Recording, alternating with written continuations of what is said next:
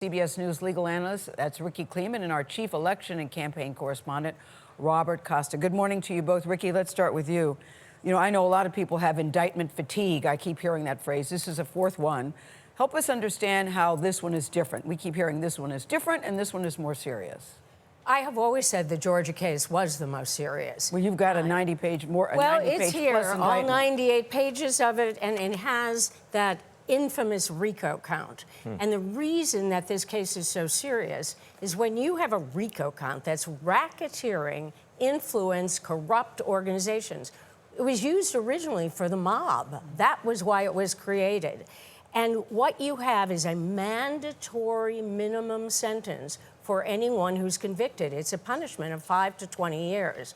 So there's no walk away from this. There's no probation on this if any one of these 19 defendants is convicted. Donald Trump has been able to say that the federal government is weaponized against him. Fani Willis, as the DA, is not part of the federal government. And one of the things that we note here is that her work in being so thorough, under RICO, you have all of these acts that have to constitute a racketeering enterprise with acts, and you have to convict them of at least 2 acts. She's got 161 acts. And she's got 19 co-defendants. What are the challenges or the advantages, if there are such a thing, of trying that many people? That seems cumbersome, too. It's very cumbersome. I've tried cases involving many, many defendants. I don't think I've gotten as far as 19, but I certainly have gotten over 12. And what you have to remember is timing. Donald Trump says, why did all this take so long? Well, they weaponized the Justice Department against me. Well, here, if you thought this took long, wait till you see how long this trial starts. Yeah. You're going to have to bring all these people in to be arraigned. But when you get to trial, you have 19 lawyers who can question jurors, who can question witnesses.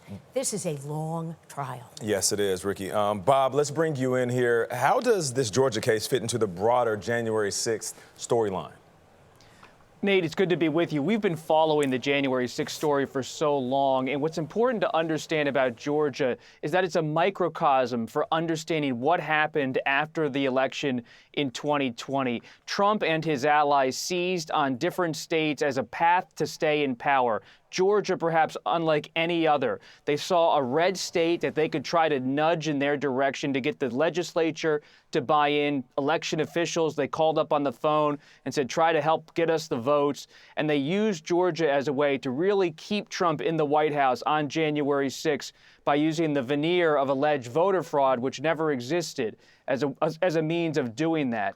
And all of the Trump characters who are part of the January 6th story at a federal level are now going to be coming to Fulton County, to Atlanta, to be on camera as part of this proceeding.